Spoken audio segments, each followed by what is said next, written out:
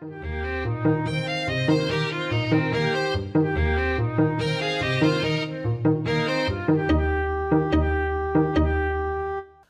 Diane. Good morning. Welcome to Major Key. Thanks for having me. Thanks for being here. How are you feeling? Is this your first podcast appearance? Listen, that's a loaded question. We can call it my first. Let's just say that. Okay. Yeah. Are we excited about being on a podcast? I'm feeling so great. Okay, we're feeling so great. I love that. Yeah. How was your week, babe? What's going on? You know, it's been full, low energy. Go on, say more. I've been doing a lot of cycle tracking these days, like trying to understand my energy levels relative to menstruation. Period. To being a woman. Yes. And I was really low energy. So the whole week I'm assuming I'm not able to get stuff done, like super unproductive. Yeah. Assuming that I'm on my luteal phase. Right. More depressive symptoms, these kinds of things. Right. Chalked it up to that. Just yesterday I checked my app, follicular phase. Which is supposed to be, you don't know what that means, but we're going to show you today. No, it's follicular. You guys don't know what that means. No, I wish I did. I'm so sorry, but tell me more. It's pre-ovulation, and ovulation is when you have I know, ovulation is the moment. I know about, everybody knows the big O, okay? Everybody knows the big O. I know about ovulation. Don't sleep on follicular. Tell me, okay, it so happens that's pre-ovulation. Right, and what's the vibe of follicular? Energy is loading. We're about to ovulate. Okay. It's do your big workouts, do your planning for the month, et cetera, et cetera. Okay. My ass was in bed.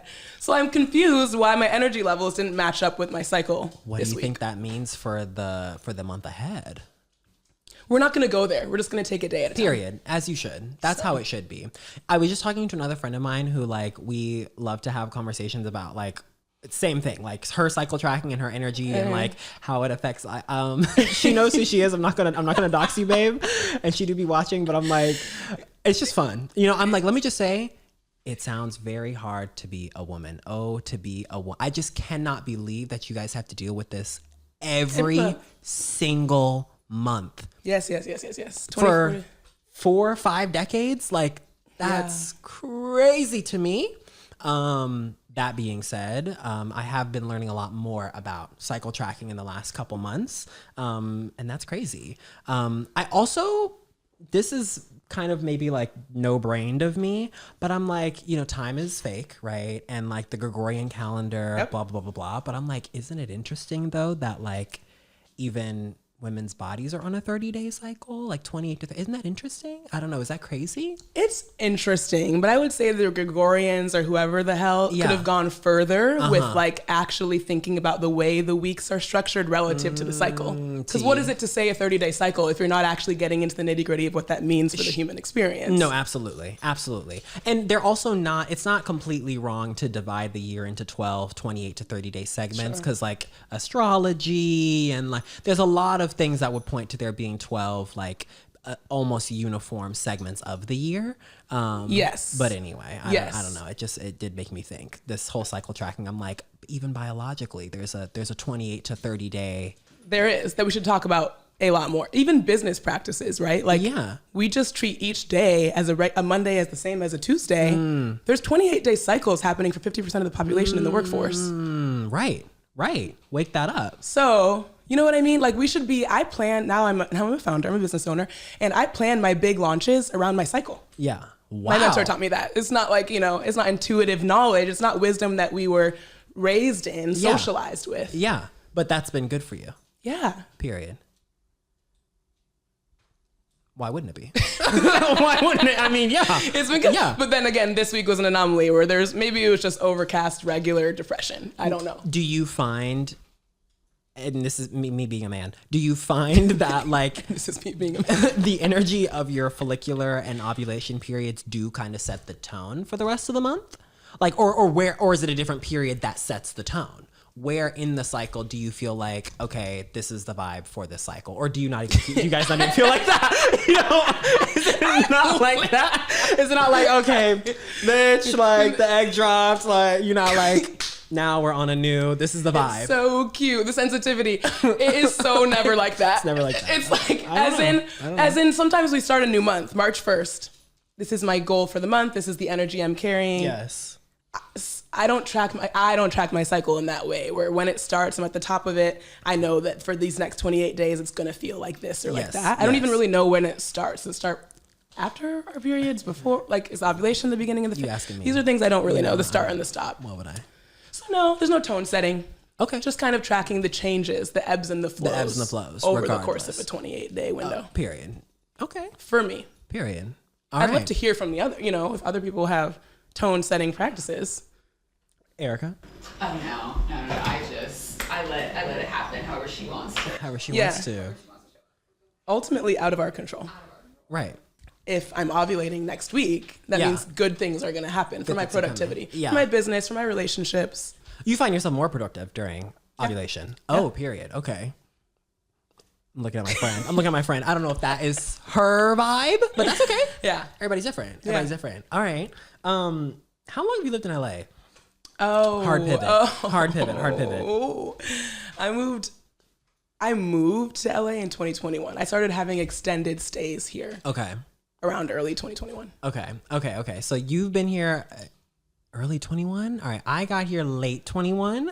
But I don't know. I just feel like now this is an era for me where I'm like really appreciating LA a lot more. Yeah. Do you know Werner Herzog? He's an actor. No. You don't know Werner? No. He has the accent. He's German, old German Where man. would I see him? I don't know. He Loki was on The Simpsons maybe. He's just an iconic voice. Every time you hear him talking, he's got this such indelible language and vocabulary that it lasts after you hear him. Don't know Werner. No, but I think that was a pretty good accent. Thank you. Actually, I'm like, for those that know Loke, what are you? Loke, I ate that up. I did just eat that up. Anyway, heard him on an interview last week, and he was talking about essentially this, I don't want to call it LA, New York debate, but what he was saying is that, say in like the 40s, 50s, 60s, New York really was like the cultural center, cultural heart of the United States. And he felt like that has moved now to like LA. So I want to talk to you about this because I know you spent some time in New York, or you have loved ones in New York. You have a connection to New York. So let's talk a little bit about this whole New York versus LA vibe. You've been here now for almost 5 years. What do you love about LA? How would you compare it to New York? Let's wake it up. Cultural center is so interesting. Say more. I feel like the richest discussions are more alive faster in New York, and they trickle their way over. Okay. Now, when I say like culturally rich discussion, I'm thinking about like intellectual activity. Okay. What we're reading. Okay. What we're interacting with across the water. I think about like more complex discussions starting in New York. Okay. And I think about the way that America eventually processes those through entertainment as something happening in LA first. Okay. I like that. So in your mind, you're saying like New York becomes more of like not just cosmopolitan, but like internationally connected, right? You're saying there are bigger conversations that are globally relevant. They start in New York and then they're digested perhaps by the American tastes in LA. Yeah, in a way. Okay. In a way. I think the true expression of what I'm trying to say is in like what you see when you walk outside every day in each of these two cities. Okay. Period. So like we talk a lot about the public transportation system and how it differs in New York versus LA. Yes. When you're in New York, you are it doesn't matter really who you are or what neighborhood you came from. You're interacting with whoever, whenever. Literally, all the time. And I think that is the impetus for some of these like multifaceted conversations happening faster and with more immediacy and relevancy in New York. Sure.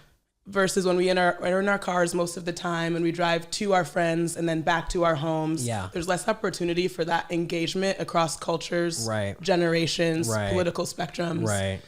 So it's not as fresh and on the ground and ripe, those kinds of dialogues. That's so real. Okay. I definitely feel that. I mean, Look, you're so right. The thing about New York is you have to share everything, right? Mm-hmm. And I feel like when I first, let me just back up. When I first moved to LA, I was like, this place is a different country. Like, it moves different. It literally just, the whole culture is completely different. And having spent so much time in New York, for me, it was kind of like, and it's worse. I used to think LA is significantly worse than New York. I don't feel that way anymore.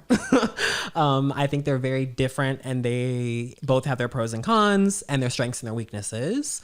But what I love about New York, even still to this day, is like it does kind of force you into like a kinetic energy. There's just so much movement there. And yeah, it does inspire these conversations because you don't know who you're going to run into. You don't know who you're dealing with on a day-to-day basis. And I kind of like the anonymity of that.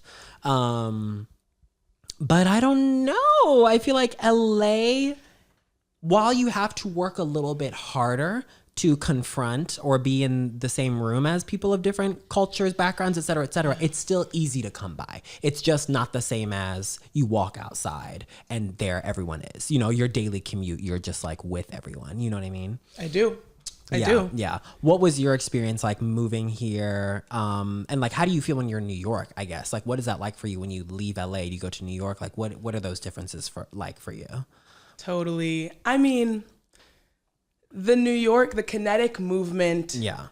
That for me comes with spontaneity. Sure. So when I'm in New York, anything is possible or on the table for any given hour. Yeah. And I prioritize that a lot in life. Yeah. Evolution, being mobile, responding to what's in front. Now in LA, I think the thing that I was frustrated by was less of that. But what I started to grow into, which I'd be curious to know what was what are the factors that finally helped you to fall in love with LA? Yeah. But there's a California elitism that really rubbed me the wrong way to start. Ooh, say more. People who are from California love California. It's all they talk about. They never want to move anywhere else. Yeah. They move away and then they come right back. Yeah. And they don't actually even know like where the other 49 states are on the map. They'll literally be like, oh, Michigan, how was it growing up like right on the Atlantic? Yeah, it's like, girl, what are you talking about? Also, low-key though, you get this in New York City too. I hear you on the California elitism, but New Yorkers, I mean, there's like the center of the world is New York in New Yorkers' mind. And fair, I get it. But it exists in both places. They both love themselves real hard. What else is there besides New York? What else is there besides California? You know? Those are crazy. And I get your point. Having been in both places. And you have that, yeah. A part of you has each of that. Well, yeah, I'm like, yeah, y'all was right. But anyway, go on. Well, that's exactly it. So then eventually I was like, oh my God, they were right about California. Because I'm like, how can I, like fresh fruit, for instance, you don't realize that. Say this, the produce. That's what I'm saying. Like it does have an impact. The sun being here all year round, our access to the kinds of produce that, we're not talking about imports. We're talking about locally grown. The bread basket is a 2-hour mile. Baby, the grapevine is 30 miles from here. And that makes you feel good over the course of some years. Absolutely. You know what else does? The sun. Consistent weather. Wake it up. So my thing is like, I can respond to this gorgeous, like, dynamism of New York from May to September, but as soon as that wind chill even threatens you don't do the I'm coming back. I'm a 4 seasons girl, and honestly that's one of the things I do miss the most about living on the East Coast. I love a good winter. I love a good autumn. Let me see the leaves fall. Like when I lived in New York, and this is like probably the most touristy thing I would do, and I don't give a fuck because it was gorgeous. Every Sunday, I would go for like 2.5 hour long walks in Central Park while the leaves were changing. Because why not? Let me just see a little autumn in New York. Oh my goodness. You know what I mean? Yeah, and the leaves crisping under your boots and these things. You gotta have it. But I would say I was pleasantly surprised by the seasons in Los Angeles. Okay. There are. Yeah, I mean, whatever. They're LA seasons. And it's not nothing. It's not. I use my big Michigan winter cute thing. See, yeah. At nighttime in the fall in LA. Right, when it's like 52 degrees. An LA 50 is a New York 30. Talk about I've been saying this. And when it's cold or chilly in LA, it feels cold. And I always talk to my friends or friends and family that are not in LA. They're like, shut up. It's not cold. I'm like, you don't get it until you're here. And then they come. And then your parents want to come from Michigan with their little denim jacket. And you're like, oh, are you cold? Are you chilly? Remember I said that on the phone? Anyway. So you were saying you understand the California elitism. Why? What is it that did it for you? What was your staking point where you're like, actually, this place is... It's what I kind of spoke to after years of eating fresh produce or like running back to New York real quick and not being able to find an avocado. Yeah. What? Right. And the ones you do find $6 a pop. And they're hard. They're never going to ripen. Nope. Yeah. So it's that, and then realizing what it did for me to be able to be outside year round and not have to lay around. So fair. Physical activity, baby. Picnics in the park. In January. Literally any time of year. I hear that. For me, I very foolishly was like, on my Four Seasons shit, I'm like, I'm gonna be so annoyed that it's warm all the time. Obviously, I'm not annoyed by that. How could you be annoyed by that? It's absolutely delightful. I mean, even now, like the last couple of days, it's been like 80, 90 degrees. And I'm like outside in my little crop top, my short shorts, like, oh, it's just so hot. And I'm like, this is so great, you know? Meanwhile, it's the first week of March, or what date is whatever, third week of March. It's March, it's not. Anyway, for me though, natural beauty. Having grown up in Ohio and then, of course, spending a lot of time on the East Coast, not that it isn't beautiful because there is all kinds of natural beauty on the East Coast and the Midwest, etc. But like the mountains and the beaches never get old for me. I can't get over them. And the longest coastline, like it just keeps going. Literally. All of that, what you just described. It's just so gorgeous. It just, I don't know. Every weekend I try to get out to see both of the mountains and the beaches just because it's like I'm so grateful to be here. And once I got a car and actually got into the city and really was like getting tapped into the events and I'm like, wait a minute, like LA is actually, it's popping. There's a little something. There is definitely something going on here that I'm in love with. Ooh, in love. That's not to mention not so nothing. That's not nothing at all. And I mean, housing, I'm like, the money goes a little bit. Okay, this is always a question I get from people that don't live in New York or LA is like, isn't it so expensive? Like, isn't LA more expensive than New York or vice versa? I'm curious to hear your experience. I think it costs the same, but it looks different. Like, I don't think I'm spending any more money now than I did when I lived in New York, but it's going to different places, right? Like, my rent is good. What I'm paying for my place, I really like. And for the same amount of money, would get a much smaller place in New York. And I have a lot more here, which I love. So my rent might be technically a little bit cheaper for what I'm getting, but I'm also paying for a car. I'm paying for insurance. I'm paying for, you know what I mean? There's just other costs. It all ends up evening out for me. I don't know. Accurate. Yeah. So anyway, I do love it here. I don't know. I don't know. I think I'm gonna stay for a while. Oh my God. The dream is bi-coastal, right? That's the fantasy. For sure. Is that the same for you? I mean, it's what dreams are made of. Yeah. This is the thing, though. It is a mindset, ultimately. Yeah. Like yesterday, I took the bus from where I live to Westwood. I was interacting with the people. I went to my little hair appointment. Period. And I took the bus back. That is a way of bringing like what I love about New York to me. Yes. And that's a tiny example, very practical example, but like if you want to be in the city in a certain way, you can. No, I literally just short circuited realizing that you said you took the bus here in LA. I'm like, oh, right. Yeah. And you can do that. And you can do that. And they're not bad. Okay. Yeah. Okay. Yeah. And again, it's a mindset. Like I could have the mindset of wanting to meet strangers without having to get on the bus. And I could go do that in whatever way feels good. Totally. There are strangers in LA, believe it or not. Absolutely. All over the place. All over the place. You can just go right outside and find a stranger. There are strangers all over this place. Yes. No, totally. Oh, God.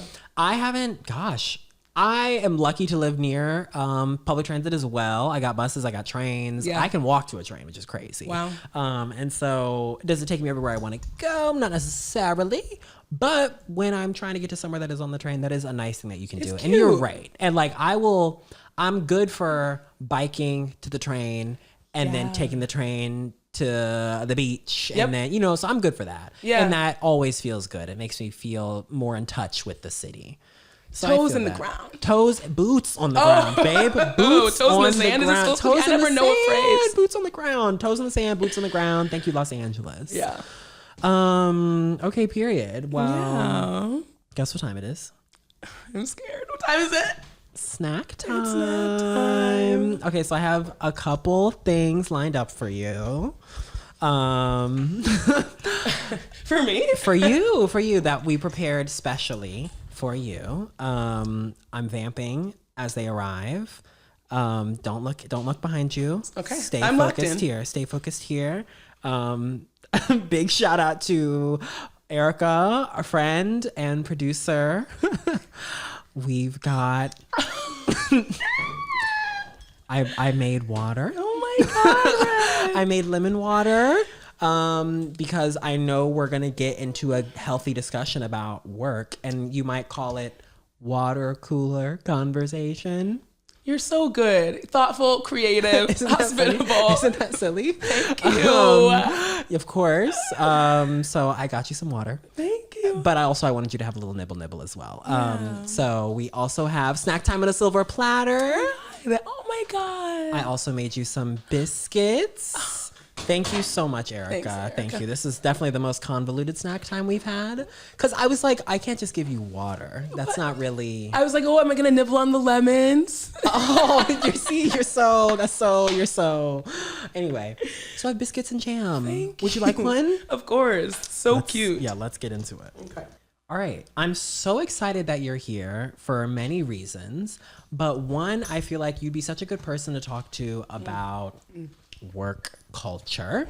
You have such a unique, actually not unique story, but I will say you have a dynamic story that needs to be told about your relationship to work. And I just want to give you the floor to let our audience know where you are with the whole work vibe, and we'll start our conversation. The work vibe. The work vibe, yeah, no, the whole work vibe. The whole work vibe. Talk to us about the work vibe. Yeah. Stress Immediately. Yeah, sorry, not the whole work vibe. Skin breaking out, waking up every day, corporate, 40 hours a week. Yeah, the whole work vibe is shit. So never mind. But tell us about your work story. Yeah, man. I mean, I'm like the rest of us. I went to. Not everybody goes to. Find it. What's that mean? She's like the rest of us, guys. And what are we like? What are we like? Tell me about what we are like. Oh God. So I went to school. I thought I was going to be like a social worker, a therapist, whatever. Okay. I actually really loved my coursework. That was all about these things. Grad school was next. But then I thought, if I love what I'm learning and I'm like 20 years old and I go do it now, then am I pigeonholing myself? Like I never stopped to explore anything. What if I was good at software engineering too? Sure. I don't know. Maybe I should be a musician. What? Okay. Whatever. So I went to do other things after school instead of that. I was a consultant for a while. I like meandered my way into an interest in higher education. So I was working for nonprofits, higher education institutions, consulting firms, just depends on the day. Okay. But I was really, really shaken by the corporate environment, like a lot of people who enter from school into that space. Right.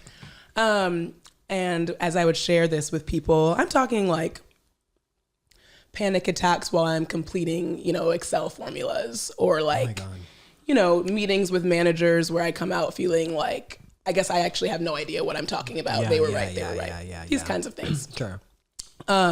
And the feedback I would get was like, this is just how it is. Just keep going. Kind of like shove that feeling into your back pocket and then log back in. Hate that. So yeah, I did it for a while. I paused to go to grad school. I, worked abroad a little bit, and I thought like, okay, maybe I'm mature enough now to be able to handle that. Sure. So now that I've taken a little break. Yeah. Came back, mature, more emotionally aware. And we're back in like a corporate space. Yeah. Okay. The same things were popping up. The same patterns of feeling like I was having a lot of feelings and there was nowhere to talk about it. Yeah. So most recently I was working for a big tech company. Mm-hmm. And when I got there, I thought dream scenario. I'm solving problems I'm interested in at scale. Okay.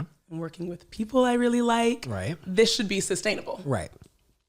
At the same time, I was outgrowing the ambitions that even got me there. Wow. Those social problems were less relevant as a priority to solve in my daily life. Working with people that I like is cool, but I also have people I like in other spheres of my life. Right. I don't have to go to work for healthy relationships. Okay, wake that up. So I was go on and say that again. Go on and say that again. You don't need to be going to work to find healthy relationships, right? Yeah, and that's not enough of a stay factor. Right. So I was just starting to realize there's a lot that I want to say about how work is making me feel. There's nowhere to do it. Okay. And so I started to kind of build a plan for divesting. How can I get out of here and start to tell the truth? Wow. And so on the side, I was pursuing a certification in psychodynamic coaching, which I can break down later. Period. And then once the business that I built was ready enough, I left. I left my job. I pivoted to the coaching, and I'm trying to tell the truth about all sorts of experiences that people have inside of their work life. Wow. Okay, there's so much I want to respond to. One, how long were you at that job? The big tech company. Yeah. How long were you there before you decided to, in your words, divest? 3.5 years. Okay, that's a real commitment. Listen, the longest job I had stayed at before then was maybe 18 months. Okay. So. Wow. So wait, at what point in those 3.5 years did you already know, like, this isn't it? This isn't giving me the fulfillment that I wanted. Like, what did you say? Like, you knew already that you were outgrowing your interests. Like, how soon into the job did you feel that? Probably in some ways before I even signed the offer letter. Period. Yeah. But Yeah. there was a moment, probably month 3, where I was given a project and I was supposed to build a presentation with this senior leader. Okay. White guy. Okay. Because that's a how senior leader. I said, yeah. Right. And at the end of our time working together, he made a comment to another colleague about how I should be visible so that it looks good on camera, a white guy and a black woman. Ooh. The team, And sorry, no comment on the integrity of your work or any of that. Just literally face value. Looks good that Diane is here. Sure, exactly. Okay, wow. So my team handled accordingly. Like, I made it known that that wasn't an appropriate comment to make. Right. These are the problems with saying things like that. My team bodied it. They did what, like, the best corporate response you could think of. I didn't work on the project going forward. Sure. But I think I started to look around and it was like, these kinds of things happen every day. This was a normal day. Yeah. And all of you are just okay with it. Yeah. We're just tolerating. Right. Basura. And if you hadn't said anything, Nothing. nothing would have happened. And so I think I knew then, in watching what was a healthy response play out, and it was nowhere near the kind of world I wanted to live in. I wasn't gonna stay there. Right. I wasn't gonna build here This because wasn't it was the long-term. wrong temperature water for me. Right. Wow. Okay. And so I'm like, even just hearing this story, I'm like, I wonder how many people are in these positions and hear comments like this or experience these little microaggressions or experience these things that kind of discount their abilities and don't speak up. Like, did you also see that happening? And what was your response there? All the time. I mean, over the time that I worked there, I think that I saw probably almost all of the Black women that I interacted with eventually pause their work to go on a leave of absence. Oh my God. Very normal. Oh, wow. Very standard. Very, at some point, you're going to be this burnt that you're going to take a break. You have to leave. Yeah. Myself included. Right. I took my little LOA. Right. So I think that, yeah, you see these micro moments kind of show up as paper cuts throughout the day, like a little ouch or ooh, didn't love that in a meeting. But then it compounds and you have a bleeding wound Right. that you have to go take care of. Right. Jesus. Okay. So you leave. And what was that process like for you actually building up the courage to leave? Because I know there's a lot of people that are in positions, especially sticking around, like you said, 3.5 years. Like, of course, at a big tech company, I'm sure your salary, of course, had increased over that time. You've now built a foundation for yourself over multiple years. So it can be scary to even consider leaving this position of security and safety. And so, like, what was that like for you? How did you get to the breaking point? And then it's not even that you're going to another corporate job. You decided to remove yourself from the matrix altogether. Like, how did we get to that point? Yeah. I mean, it can be scary to think of leaving the stability and the predictability of what I was doing. Yeah. But I got to a point after doing enough inner work on like what parts of me come online and offline when it comes to my work. Like, is that the person I want to become? Was a lot of the inner work I was doing. And then it became scarier to think about letting myself continue to be that person. Yeah. Right. In the long term, do I want to live a life of creative atrophy? Right. Is that scarier? Right. Or more, scarier or less scary than the alternative, which is predictability, a paycheck. Right. The risk was worth it for me. Period. And I think that collectively, there's kind of this is a moment. It's kind of a reckoning moment beyond the individual experience that I'm having where people are saying, yeah, is that an outcome I'm willing to tolerate? Sure. Divorcing myself from my authenticity. Right. Over and over again, where I'm numb to it and don't remember what my authenticity even feels like anymore. In exchange for material A 401k, that's what? Yeah. Plus the world is ending. Hello. Wow. I mean, good for you for making that decision. And so how long has it been since you left? Oh my God. This is all fresh. Okay. I left my job the end of January. Shit. Okay. Yeah. We're like 6 weeks. Yeah. 6 weeks out. All right. And I also understand, I mean, okay. So in the 6 weeks, what have you felt in the body change? Because I feel like, as you're saying, there was a divorcing from your authentic self just to be at work. Actually, I remember we were talking like a year ago, maybe more than a year ago. You had said, you described your company as like Lumen, like from Severance. For those of you that watch Severance, like you literally, for sure. Yeah. Like you felt like you're severed at work.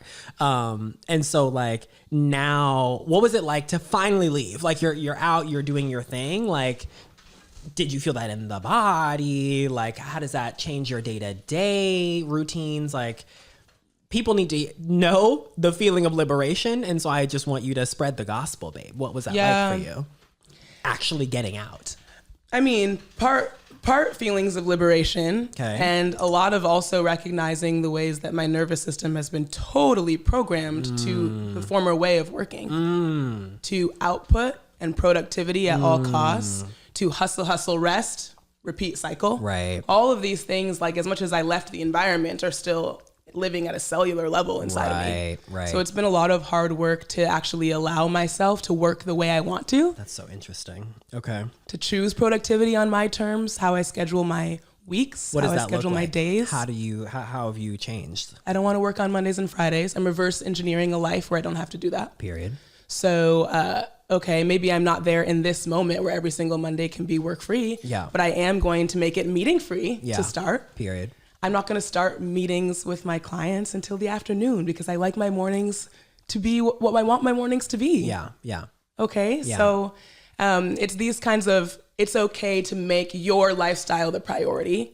Nervous system regulation practices that are a big deal for me right now. Okay. And now you have the coaching business. Yeah, I do. Now you're coaching. I have a full-fledged coaching business. Shit. Okay. And what do you be telling people? Is the conversation we're having similar to what people would be like, what you and your clients get? I mean, what's the vibe of the coaching? Fully. Yeah. And who are you looking for? Listen, I coach women of color who hate hating work. We have a hand raised in the room. Say it again. Women of color who hate hating work. Okay. We're done with this shit. Done with it. Circling this conversation on end. Right. Oh, capitalism. Oh, productivity. Oh, my paycheck. Right. Everywhere we go. And we're all actually tired of having that conversation. Hello. So we get into it. Because similar to my own journey, there's a whole internal reality that is sometimes really different from what we project externally when it comes to work life. And a lot of the things that keep us stuck in certain realities in our work life are actually much more about the internal and allowing certain parts and emotions to have a say for just a second. Yeah. So they can release our grip and we can become other things. We can move into other zones, other ways of operating. What do you say to someone that's just kind of like, well, capitalism is too big, the system is too strong, like I can't just remove myself from it? What do you say to that person? We're not even optimizing for a new job or to becoming a founder like me. The kind of coaching that I do, so we say coaching and we think about optimizing performance, getting better at whatever practice. Okay, so you have a little soccer star and their coach works with them on end about their form for how to get to that back corner of the post, okay? And they are getting better at what they do, but there's a whole experience emotionally that doesn't get to be a part of the conversation because we're optimizing for performance. Right. So my work, psychodynamic coaching, is about like, the whole world is optimizing for your performance. Come into this conversation with me where we actually look at what's happening for you while you're perfecting your form. Wow. And we trust that the process of doing that will actually allow you to be potentially a completely different person when you show up to kick that ball. Wow. And so I'm not saying leave the corporate workforce necessarily. Right. Maybe it's actually what you like to do, or it supports your lifestyle in a predictable way, and that's a value of yours. Right. You want to like how you feel while you're doing it. Of course. So that's what my coaching is all about. I love that so much because this whole, big piece of this conversation is just how much of ourselves that we lose when we give all this time and energy to our jobs. And I mean, speaking for myself, I have never been great at the corporate job thing. Honestly, just like the showing up somewhere in person 40 hours a week, that is really what that's hard for me to do. And I've been lucky to have a lot of like quote unquote non-traditional jobs. And even now, like I get to do a lot of things that are not like that. And that is something that's been feeding me. But the few times that I have had like these corporate jobs, it's like, for me, it just weighs so much on my soul. And so it's good just to hear a fresher perspective about like we actually can be taking care of ourselves. I mean, because within that structure, because it ain't for everybody, certainly isn't for me, but it feels like someone like you is so important to have in order to make sense of the jobs that a lot of us have to keep. You know what I mean? And I think there's a little bit of a myth, especially when I talk about my work in LA, that when we have opted for a more creative or freelance lifestyle, we don't have this problem. And the truth is, you might not report to a 9-to-5 or a corporate office 40 hours a week, but the ways that groups form around even creative work, filmmaking is a great example, is still mired in all of this same shit. That's so true. The dynamics reproduce themselves. That's so true. And so I'm not talking about our relationship to corporate America. I'm talking about our relationship to work life and letting the ways we handle our other relationships, which is really reflecting, processing, making them healthier, letting that flow into the way we treat work. Do you think this all comes from somewhere? Like, does it stem from somewhere that we have this disconnect between like, healthy relationships may or may not exist at work? Like, where does this come from? Why is this a problem? I mean, capitalism forces us to disassociate. Sure. Productivity at all costs means there is no room to talk about some of the more intangibles. Right. And so I posit that even inside of this capitalism matrix that we can't fully escape from, we can assert the way that we want to show up in it. Right. I love that. I'm like literally in thought right now about Sojourner. Look at the way he looked at me. His little gasp. No, but I'm sitting here thinking about like, sorry, yeah, you see me. No, I've never pondering. heard you nickname him Sojourner. Oh yeah, no, that's that Sojourner. Killed me. Oh yeah, Sojourner. That's Sojourner Louis. That's his Sojourner Louis Coltrane. Knew. That's his name, Sojourner Louis. Like he's all stressed out because I just said his full name. For sure. Anyway, yeah, I feel like me completely losing my train of thought. Sorry. Capitalism, dissociation, relationships that we keep, right? Yeah, I mean, I feel like I've definitely convinced myself that being in a creative space helps me to foster more healthy relationships. But at the end of the day, like you said, it is just really how we approach work and approaching work life, because there are many, many days, even in my creative field, where I'm just kind of like, all right, I'm going to show up and be cordial and just do the job because this is work and I need to get the work done. And there's a piece of me that I'm leaving at home. Correct. Or simply leaving for 6:30 when I'm done working. Yeah.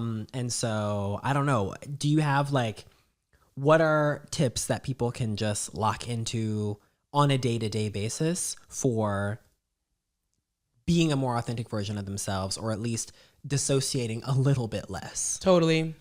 I mean, a very practical way to start moving in that direction is to incorporate somatic tracking into your day as a regular. Okay. That's a big phrase for kind of no reason. Just paying attention to your body. Okay. So if you're showing up to said meeting and you take a little body scan right before you log into the Zoom. Yeah. I'm noticing I feel some contraction in my right shoulder. Okay. At the end of your meeting, I'm noticing I feel my toes are a little tingly. These are random ways that, these are random sensations that we actually should be tracking and paying a bit of attention to. What you notice over time is, oh, I hold a lot of stress in my right shoulder. Oh, when I feel like something went actually well in a way that I naturally expressed, there's some opening in my chest. Wow. This kind of data is really, really good to build literacy in like natural expression, because your body is always talking to you. We just don't take a lot of time to pick up the signals. Right. And so then with that data, now that we're paying more attention to our bodies, then the goal is to... You start to respond differently. Okay. You start to know, I want to show up. I am looking to... activate this kind of reality in this meeting with my manager. And so I'm locking into this sensation. I'm actually channeling how my body holds that emotion to show up that way in that version of my authenticity. Okay. I love that. I'm like, it's something I definitely want to practice for myself. I think my mind always just like defaults to like, okay, so this must mean I think it's the theory of mind isn't working for me, because I'm like, okay, me being my authentic self means that I'm going to tap into something that's going to make me stop working. It's just going to make me like get out of this job. And I'm like, everyone must think that way, right? Like we all hate this so much, but I know that's not how everyone thinks. But I know for me, I'm like, if I follow the sensations, the majority of the time when I'm like working on something that potentially I don't love, it's going to push me to leave. And that's just me being a Sagittarius, frankly. I think that's just me being a Sag. I'm quick to quit a job, honey. Not recently, especially not like my creative work. I have not quit any of those jobs. Yeah. But I mean, like when I think about, like, for example, when I lived in New York, I worked at the Parks Department, and literally on my lunch break, the park that I was working in was walking distance from my house, but like on my lunch break walking home, I said, and I'm quitting my job. Like I'm quitting my job today. It's happening today. And so I ate my little lunch. Right. And 20 minutes later, I called my boss and I said, I just want to let you know that today is going to be my last day. I don't work here anymore. And so it's like, I'm loving, somatic tracking. And I'm like, I track it all the way home. I'm like, and my body's telling me we're done with this job. And so it's a valuable skill. I'm not advocating for anyone to blow up their lives if it doesn't feel like what you need to be doing. But I don't know. That's me. I think that if you follow your wisdom, your wisdom will take you where you're supposed to go. Period. So if your wisdom from understanding what's happening in your body, it takes you to quit your jobs, that's what you were supposed to be doing. Period. What? Period. Let it be true. Let it be true. You are so right about that. Because I'm gonna follow my intuition. I'm always gonna follow my intuition regardless. And I don't regret the decision, of course. But sometimes a crash out isn't always the best. Sure. I think the number one thing is like capitalism is going to divorce us from our intuition, and like unhealthy work life is going to divorce us from our intuition if we're not careful. So our goal here is just to keep it activated. Yeah. Make sure you can hear yourself at all times. Period. What? Yeah. Wow. I love that. So you've been out for a few months. Coaching is going well. Soju, Soju, can you, thank you, go somewhere? But we love him. We love Soju, of course. He's our mascot on the show, but he's just doing a little much. Well, I love to hear this. I am absolutely obsessed. Is this super, I guess, now that you have coaching, is this the long term? Or now that you have a little bit more room in your life, is there more coming? Or what's Diane going to be doing a year and 3 months after she's left her corporate job? What a question. 5 years and 3 months after she's left her corporate job. It remains to be seen. But here's what I am doing. I'm making jewelry. I'm in the jewelry studio. Come on. Check out this guy right here. This one? Handmade by her. Shut up. So we're doing What was that. the process? Because what is this material and how did you do it? This is silver, but I use a method called lost wax carving. So I carve the jewel, the Lost piece wax? out of wax. Wait, sorry. What? It makes it lost? What? I'll tell you. Okay. You carve out a wax, and then the wax ends up getting placed. This part is done downtown. I don't do this. My studio takes it to a caster. Yeah. They place the wax into like a concrete ball, more or less. Okay. And then the concrete, the wax, gets melted out, and the concrete takes the shape of what the wax was. Okay. You have like a mold made. Okay. And then they shoot silver or bronze or whatever into that gap where the wax was, but it's been melted out. And you have a ring when the concrete breaks open later. Oh my So it's called lost wax because you actually melt the wax eventually to get the mold. Okay. So we're making jewelry. Is this something that you think, not to be capitalist, are we selling ever? Etsy? Depop, or what are we doing? Or are yet. we just making it for ourselves? Right now it's just a passion. It's passion. I have a couple personal commission projects I'm taking on. Do you? I do. Let me get your order form. So girl. yeah, exactly. The notes have in my phone.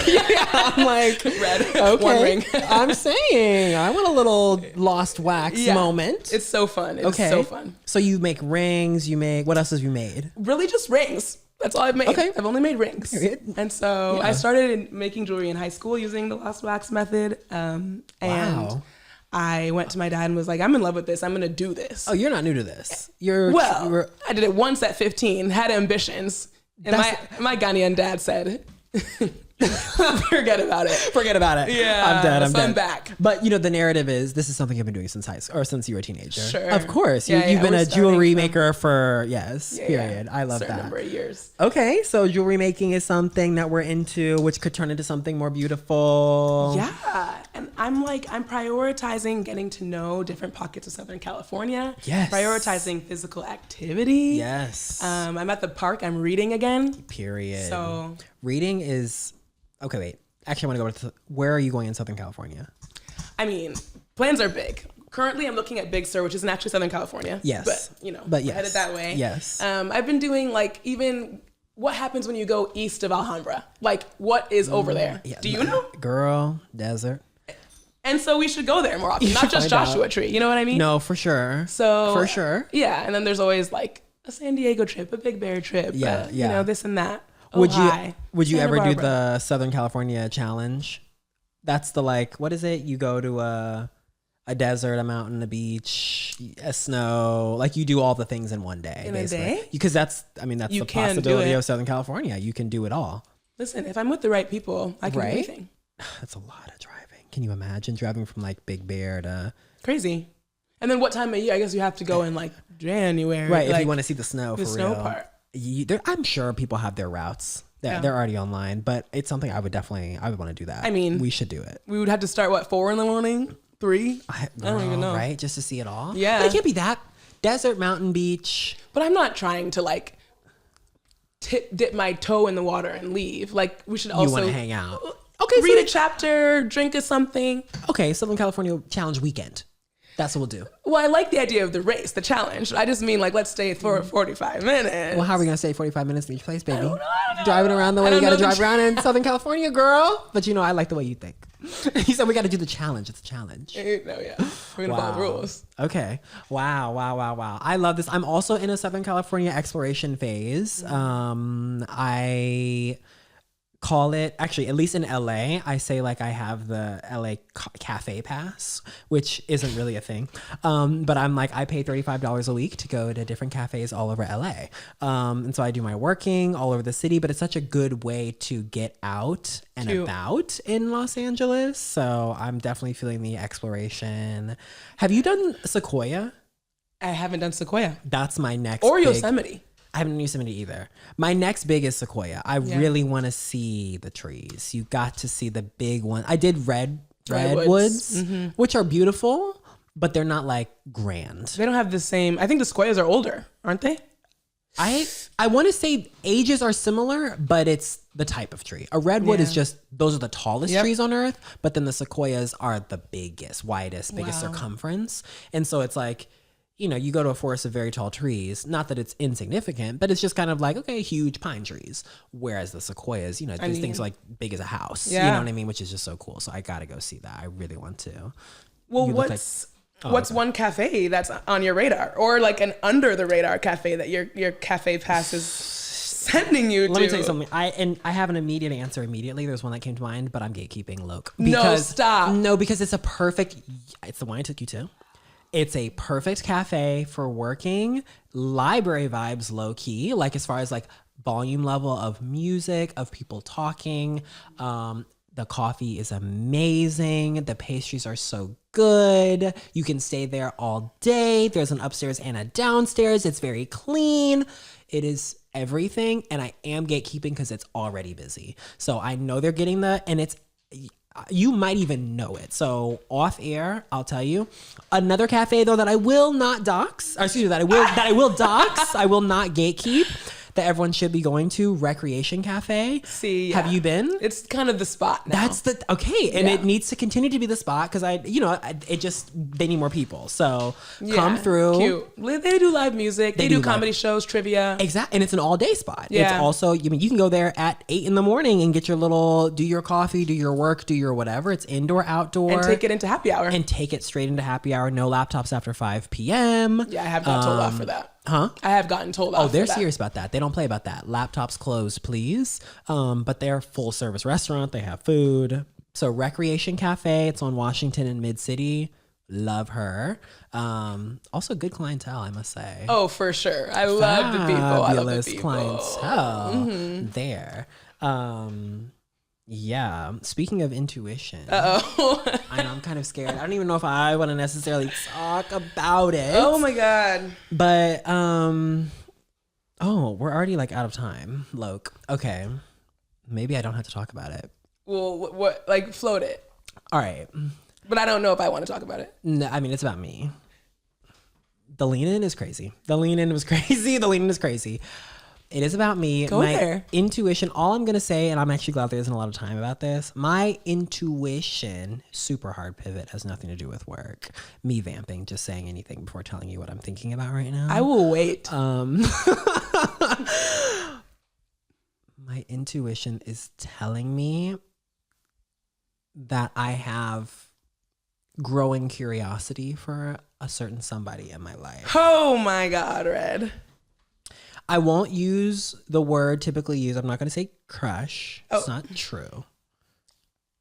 But my intuition is telling me that the interests that I've had in said individual shouldn't be ignored. And I had a friend over the weekend remind me that following my intuition has never led me in the wrong place in the past. And so I fear that I have to see this one through. What do you fear about that? Well, I mean, look, obviously anytime you start or attempt to have a romantic connection, there is risk involved. But it's worth it. It's always worth it, is what I have found. So I fear it because I'm also really enjoying not seeking out romantic connections. I'm loving that.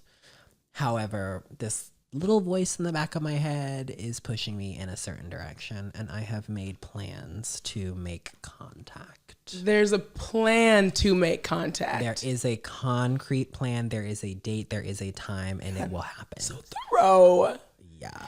I mean, I love the framing. My intuition is telling me, as opposed to actually feeling the feeling. What if you were to do that? What? Your intuition is telling you. Oh, that yeah. I feel. No, but that's what it is. And so, but what's the feeling itself? Not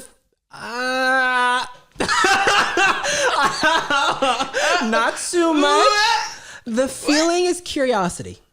The feeling actually is curiosity. I'm like, not too much. I really don't want to say too much, but the feeling is curiosity. The feeling is, I can imagine there will be some synergy there for sure. Oh, yeah. I definitely can imagine there could be some synergy. And I never feel this way about anyone. Ever. So I'm kind of like, all right. Let me follow Miss Intuition. That's a little bit exhilarating, having never felt, rarely feeling this way. So I don't know. That's what ever since you said intuition, I'm like, it's on your mind. It's triggered. Yeah. You said I've been doing some body tracking. I've been tracking somatically, and my body's telling me something for sure. Okay. For sure. How exciting to be young and alive and hot in LA. Say that. Ooh. And let's just go on and wrap the show up. Let's just go ahead and wrap the show up because we've already said too much. A little sweaty. I'm like, we've already said too much. If you're not watching, I'm covering my face right now. Anyway. Okay. Well, I typically like to end the show with either pleasant thoughts or song lyrics of the week. So you can have your pick. You can end the show with a pleasant thought, just something for the audience to take away, something that touches the sublime. What is something, normally I give a topic on where the thought should be, but just something that brings you, I don't know, pleasant feelings, just something, anything, literally anything, or a song lyric that is the vibe for the week. What's the song lyric for your cycle? Wow. No, that's a good segment. It's a crazy for a future. Not answering that right now. I mean, pleasant thought is almost, let's have a little visualization moment. Everyone listening, everyone watching. Imagine you're in a park somewhere sunny, somewhere where the glow of the warmth hitting your body is just perfect. You hear a few birds chirping, sky is super blue. You have a stack of books, card games, journals, whatever excites you for a few moments to yourself off to the side. Your friends are coming a little bit later, but right now it's just a moment for yourself, letting nature breathe through you, letting it take care of you, and appreciating the day. Wow. Thank you. I don't even want to follow that. We're going to end on that. Take it with you. The birds are literally chirping outside. Diane, thank you so much for coming on Major Key. Thanks for having me. Thank you for coming. I love you so much. And we'll see all of y'all next week. Bye. Love you.